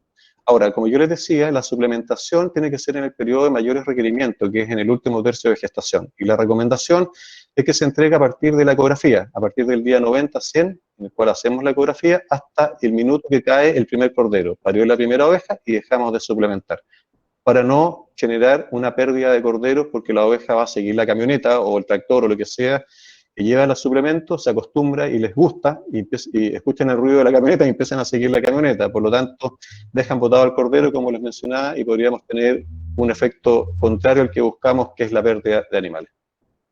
Gracias, Francisco. Otra pregunta que nos llega es ¿cómo influye el flashing en las hembras que tienen partos melliceros en forma reincidente? Buena pregunta. La verdad que el flashing tiene a ver, en la medida que las ovejas tienen una mejor condición corporal al momento o en el periodo de encaste, van a tener una mayor tasa ovulatoria. Eso está demostrado. Por lo tanto, esas ovejas reincidentes, que las hemos visto, en la medida que seamos capaces de poder entregarles una situación nutricional mejor previo al encaste, deberán tener una respuesta o mantener en el tiempo esa respuesta ovulatoria. La verdad que la repetibilidad en el tiempo va a depender de varios factores, va a depender de la raza, pero principalmente del estado nutricional de la hembra. Por lo tanto, si somos capaces de entregar ese estado nutricional adecuado, que se traduzca en una buena condición, a través de ese flashing, deberíamos ser capaces de generar una respuesta ovulatoria que se mantenga a través de los años, una repetibilidad de esa respuesta ovulatoria. Perfecto, muchas gracias. Preguntan también respecto a los resultados que tú mostrabas de la esquila preparto, que tuvo un efecto en el porcentaje señalado, pero te preguntan dos cosas. Primero, si hubo algún impacto en la mortalidad de ovejas luego de ese manejo, y segundo, si sería recomendable empezar a aplicar esquila preparto para el secano de la región de O'Higgins. Buena pregunta. Hay que preguntar a la gente de línea del secano de la región de O'Higgins. A ver, sí, no coloqué ahí, pero hubo una disminución en la mortalidad de las ovejas que fueron esquiladas. ¿Qué es lo que pasa? La oveja al momento del parto tiene un exceso de peso que está asociado a ese volumen de lana que lleva. Nuestras condiciones de pastoreo están asociadas a chorrillos o cursos de río donde la oveja puede caer de repente o puede quedar en una mala posición. Y la esquila preparto te permite poder disminuir esas situaciones que son ajenas a la oveja, que son o se cayó un chorrillo o mucho peso por lluvia o queda mal puesta, permite a la oveja poder pararse y sobrevivir. Ahora, habría que, no me arriesgo todavía a decir cuál es la situación, si la persona me deja el nombre, lo confirmo, pero yo soy un convencido de que independiente de la situación ambiental, yo creo que lo que hay que tener presente es que seamos capaces de poder alimentar bien esos animales. Lo que estamos haciendo con la esquila preparto es que estamos generando una situación de estrés térmico a la oveja. A la oveja lo que estamos, al sacarle la lana, le estamos diciendo, busca reparo, consume más porque vas a tener mayores requerimientos para poder cubrir ese mayor estrés térmico o es porque está pasando frío, ¿cierto? Entonces yo vería para esas situaciones y a lo largo del país cuál es la condición, la situación de disponibilidad forrajera que van a tener los animales al momento que se haga la esquila preparto, un mes antes del parto. Si es que no existe absolutamente nada, bueno, se podría hacer, pero va a haber que pensar en que esos animales va a haber que suplementarlos. Si me dejas el nombre, Camila, anotado, lo averiguo y yo me comprometo a hacer un mejor estudio para dar una mejor respuesta. Sí, de todas maneras, está registrado ya el nombre y además aprovecho de comentar que Marcela Gómez, que trabaja en el área, nos Hola comenta Marcela, ¿cómo estás? Gusto saludarte. que ha hecho... Hola, que ha Pancho. exactamente... Sí, adelante Marcela, coméntanos Marcela, de... Marcela, si puedes comentar ideal, si no tengo tu teléfono, así que te llamo y te doy la respuesta. No, mira, para la persona que planteó esta pregunta, ¿me escuchan? Sí. Nosotros en Rebaños Merino, Merino Precoz de acá, se hicieron ensayos con esquila preparto durante 2 años consecutivos con muy buenos resultados. Mejoró el peso el peso de nacimiento de los corderos. La verdad es que no lo hicimos como un ensayo de investigación, sino que como un manejo que quisieron hacer un par de productores y que la verdad es que tuvieron bien buenos resultados. Así que el problema fue un poco que cuando lo hicieron, cortaron la lana un poco antes, para hacer la esquila preparto, tuvieron algunos problemas con el largo mecha a la venta siguiente. Y eso fue lo que no les agradó, ¿te fijas? Porque cortaron la mecha para la venta. Ahora tendrían que haber seguido manteniendo la esquila preparto para no haber tenido ese efecto, pero bueno, pero los resultados fueron muy interesantes. Sí, eso es Perfecto. buen punto, ¿eh? La verdad que se produce, un millón de gracias, la verdad que se produce un efecto en el primer año, pero como tú bien dices, si sigues o mantienes esa esquila preparto, deberá subsanarse, recuperas la lana perdida en la temporada siguiente, deberás recuperarla, pero es un buen punto. Muchas gracias, Marcela. Claro, un abrazo, chau, chau. Un abrazo, gracias. Muchas gracias. Francisco, tenemos más preguntas. Nos comentan si existe alguna estimación que evalúe la correlación entre el peso de los corderos que nacen como mellizos y el porcentaje de mortalidad que experimentan. A ver, si trata de elaborar un poco más la pregunta, porque en términos generales lo que hemos visto acá, para responder, es que las tasas de mortalidad en Magallanes van de los mellizos entre un 30 y un 50%, va a depender del año. Por lo tanto, yo no sé si eso es lo que está preguntando la persona o no. En parte sí, lo que entiendo yo, te preguntan si hay, suponte tú, un rango de pesos de mellizos, lo que tú puedes decir, mira, este peso, suponte tú, no sé, tantos kilos se correlaciona con una mayor o menor probabilidad de mortalidad. Sí, bueno, esa fue una de las primeras láminas que mostré, donde queda claro que los animales, los corderos provenientes de gestaciones mellizas que morían, son aquellos corderos que tenían un mucho menor peso, en promedio un menor peso. Estamos hablando de 3,5 kilos hacia abajo, si no mal no recuerdo, 3,8 kilos versus los 4 kilos que tenían los que sobrevivían. Por lo tanto, sí hay una correlación directa, y eso está bastante escrito en literatura, de 4,5, 5 kilos, que son los pesos que podrían determinarse como ideales a nivel promedio mundial, como buenos pesos al momento del parto. Como también les mencioné, nuestros pesos, la verdad que de nuestros corderos únicos están por debajo o iguales que los corderos mellizos de Nueva Zelanda, ¿se fijan? Pero incluso sí tenemos tasas de sobrevivencia como las que tenemos. Pero existe una correlación directa y, un poco para redondear, yo diría que bajo 3,5 kilos son pesos complicados para el cordero para poder tener una tasa de sobrevivencia interesante bajo las condiciones nutricionales y ambientales de la Patagonia. Perfecto, gracias Francisco. Tenemos otra pregunta que se relaciona con cómo seleccionar animales que tengan una mayor capacidad de depositar grasa parda y agregan también si habrá alguna correlación con marcadores genéticos, porque ella comenta que está enterada que en Nueva Zelanda al menos estaría tratando de rastrear un gen de resistencia al frío y no sabe si conoce más detalles al respecto que nos puedas contar. Sí, ese es un gen el gen está definido y está determinado, y eso se desarrolló en Inverdale a través de AgriSearch en Nueva Zelanda, si no me equivoco. La verdad que los resultados parecían más promisorios de lo que realmente ha sido. Y creo que falta desarrollo en esa área, pero como bien dice, sí hay marcadores moleculares por los cuales se podrían identificar y seleccionar líneas genéticas que tengan presencia de esos genes y que podrían tener mayor resistencia al frío. Como digo, eso fue algo que se desarrolló, está patentado. Tengo la impresión que hay un par de proyectos que se han tratado de desarrollar a nivel nacional, incluso yo he tratado de presentar un proyecto en esa línea, no me ha ido muy bien, pero yo creo que es un área de desarrollo súper interesante, sobre todo por la historia que tenemos a nivel regional de un acostumbramiento, ¿cierto?, de los animales a las condiciones locales, y podríamos tratar de ver si es que esos animales que tienen una tasa de sobrevida mayor se asocian a la presencia o no de algunos genes puntuales que pudieran estar asociados a algunas variables fisiológicas, como por ejemplo acumulación de grasa parda. Como les digo, creo que el tema de Inverdale, del gen, salió al mercado, pero no tuvo el impacto que se esperaba, por lo menos en Nueva Zelanda, hasta donde yo sé hoy en día. Gracias, Francisco. Tenemos quizás ya una última pregunta para ir cerrando.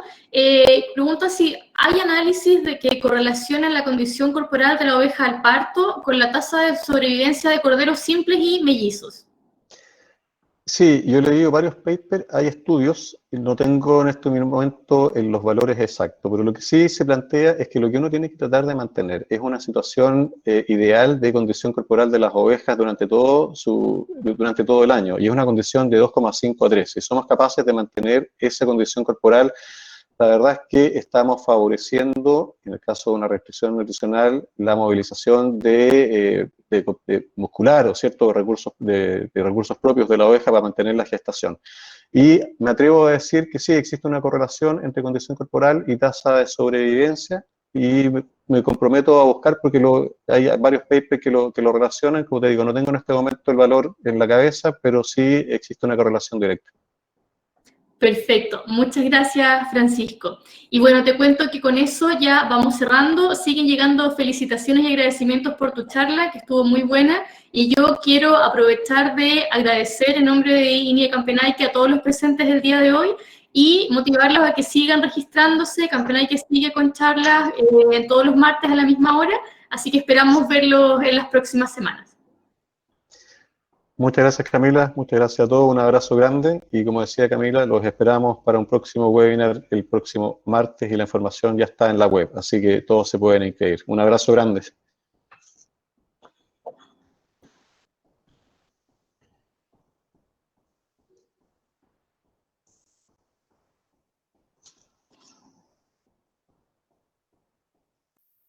Nosotros como dueños de casa nos iremos al final, Camila.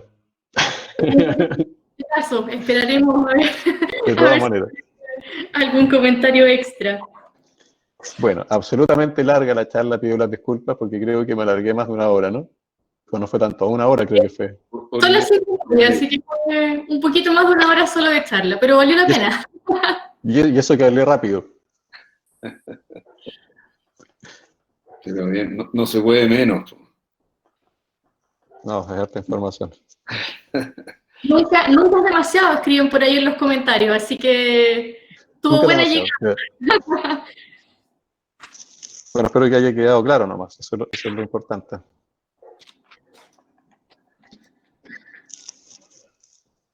La gente, nadie se quiere ir, ¿eh? No, parece que no. Parece que... Todos esperan los comentarios posteriores.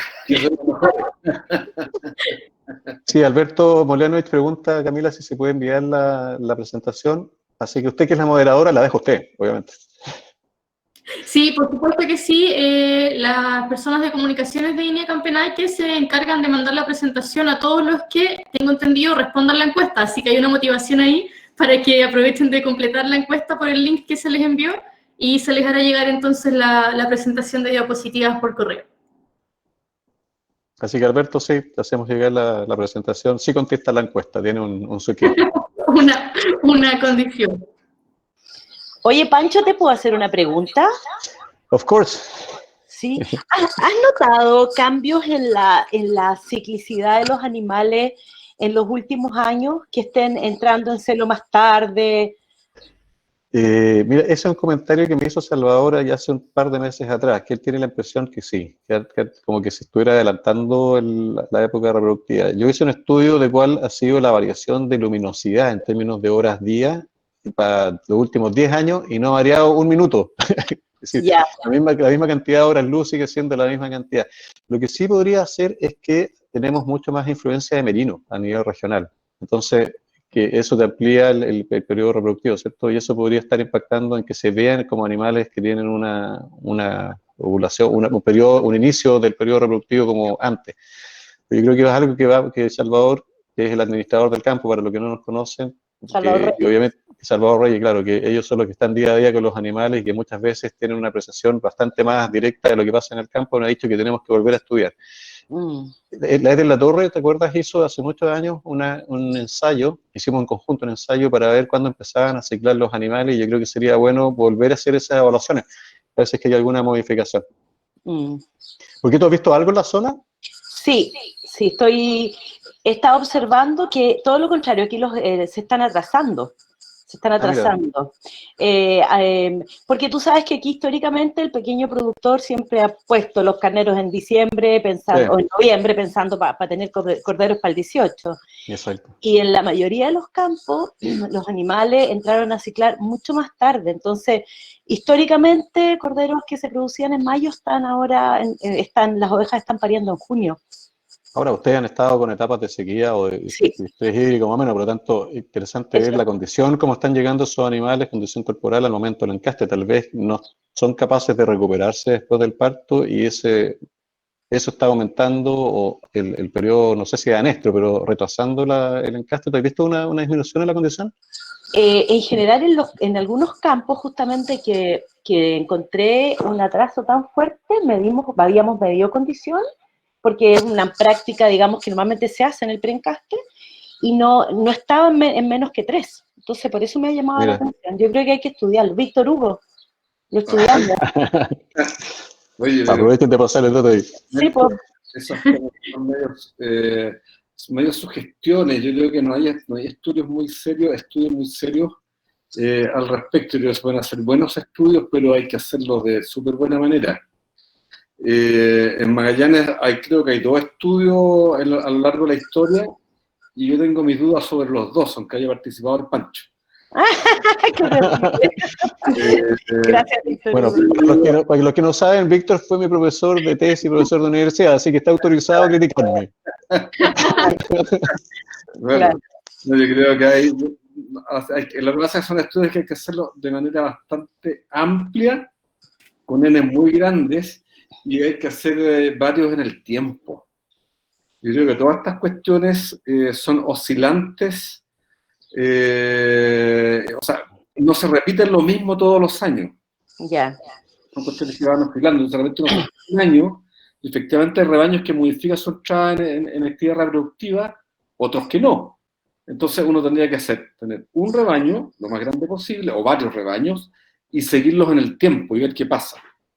Porque con un año no basta esa observación. Mira, es igual que todo. Si tú miras una oveja que tú sabes que es mellicera, a lo largo de su vida no siempre va a estar mellizo. A veces va a tener uno solo, después va a tener 3, después va a tener 4, después 1, después 2. Acá ovejas que, no sé, por alguna circunstancia empezó a ciclar a fines de diciembre, el otro año empezar en mediados de enero, y el otro año probablemente el 21 de diciembre, no sé, por el 22. Entonces hay que tener Ns grandes y hacerlo de manera consecutiva.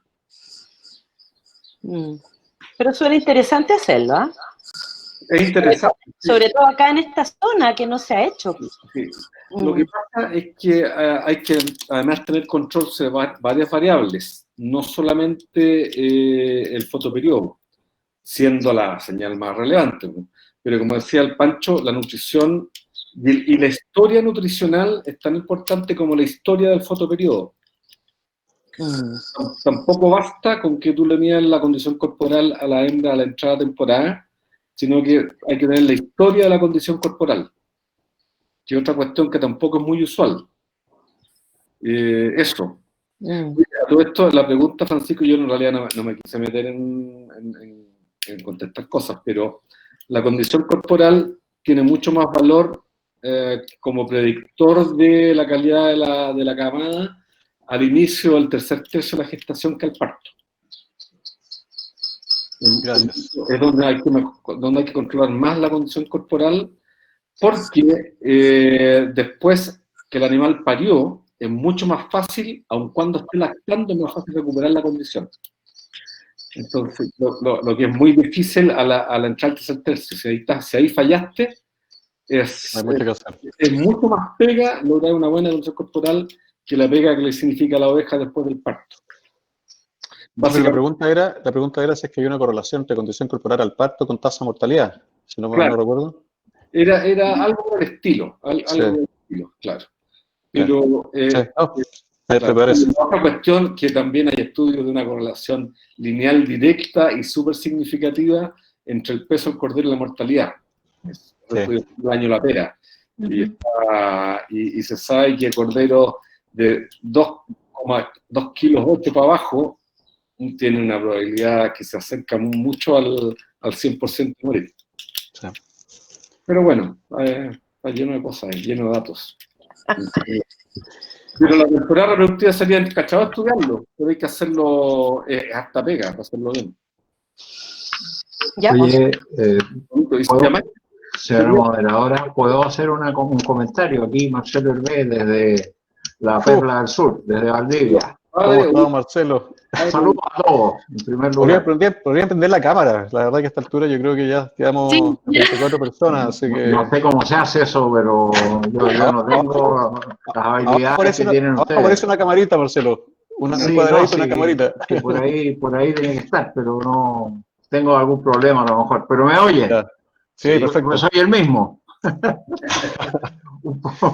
Primero, Francisco y Camila, felicitarlos desde ya la experiencia de haber escuchado muchas charlas sobre estos temas, y ustedes han dado un ejemplo de avance profesional y personal en los contenidos y en la discusión.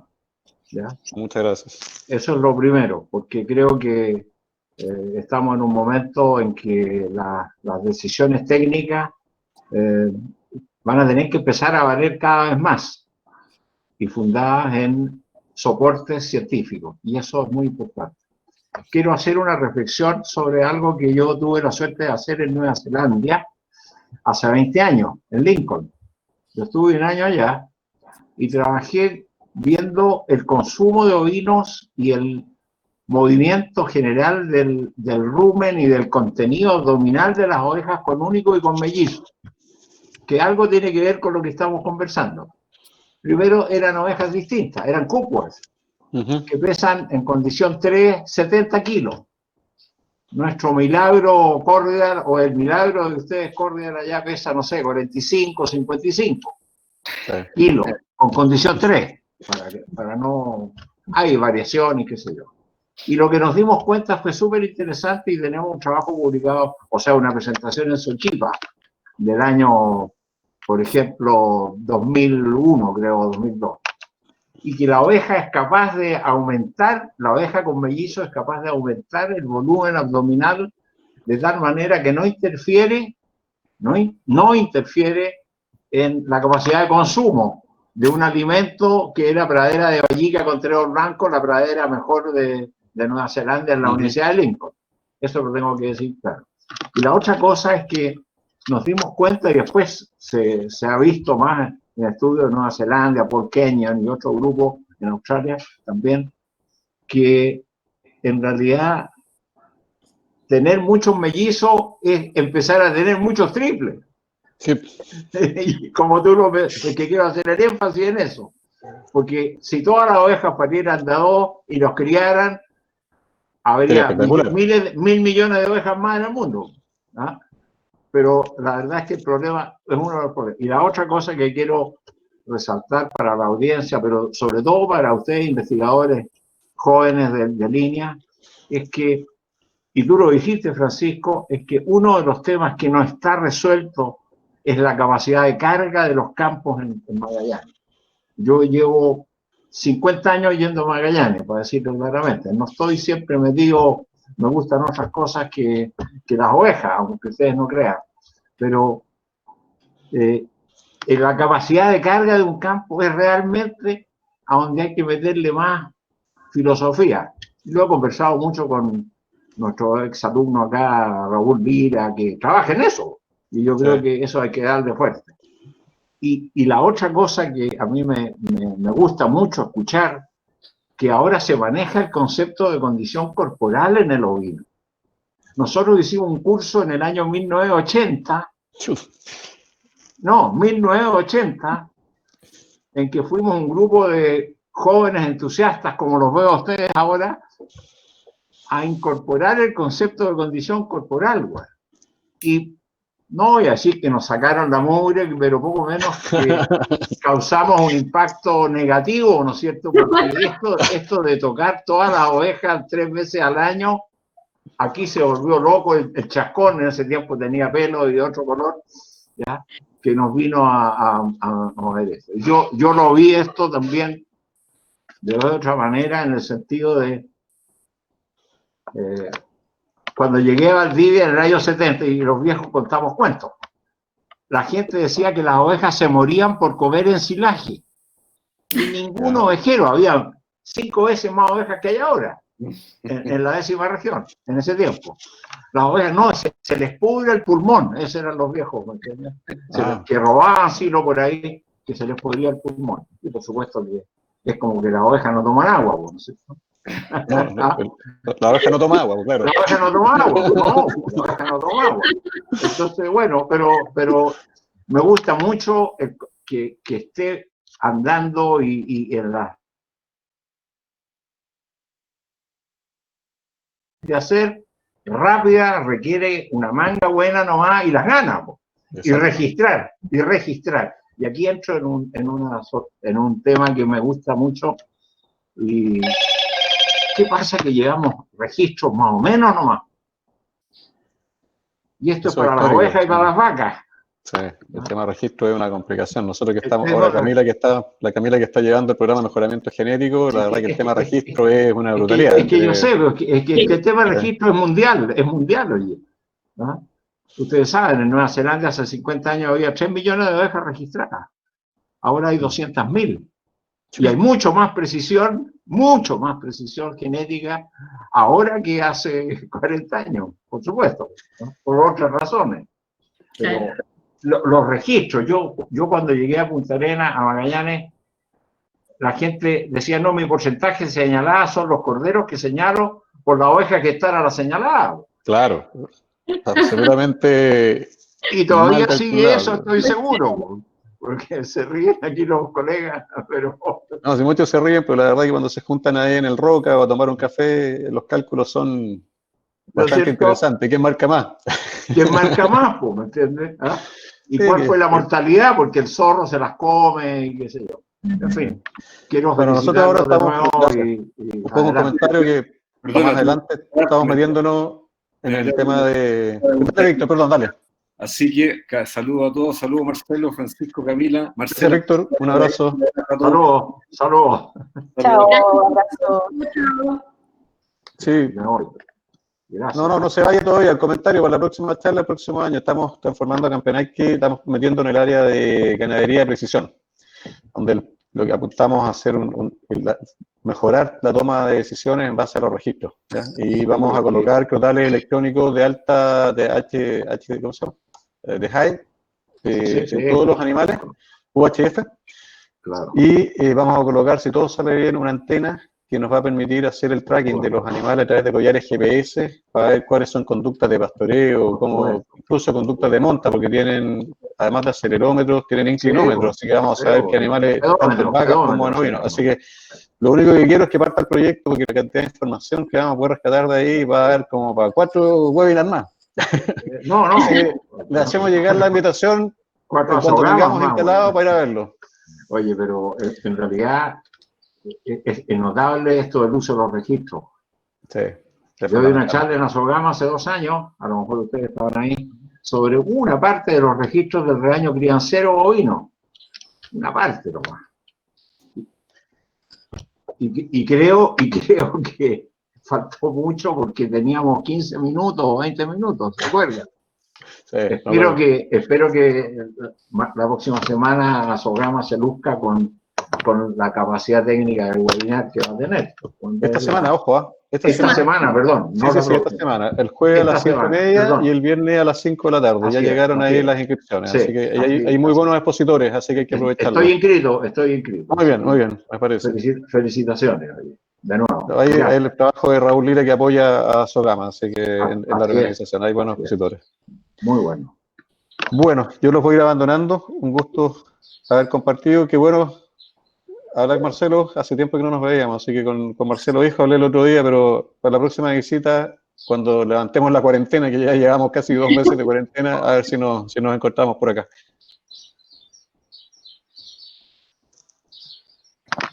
Aquí en Valdivia vamos a entrar en cuarentena a lo mejor. Pórtense bien. Sí. No sigan el ejemplo nuestro, pórtense bien, porque la verdad que no es nada grato con estos días sin viento, despejado y con una temperatura agradable, que gana de estar afuera, pero hay que mantener la cuarentena, porque si no, vamos a tener un tercer brote, exactamente. Así que, ya. Un abrazo a todos. Gracias, Oye, gracias. Un millón de gracias. Muy Gracias, bien. Marcelo, por los comentarios. Gracias, muy Marcela. bien. Un abrazo grande. Cuídense. Igual, un abrazo. Chao, chao. Cuídate. Gracias, Camila. Chao, Pasaste. chao. Chao, chao.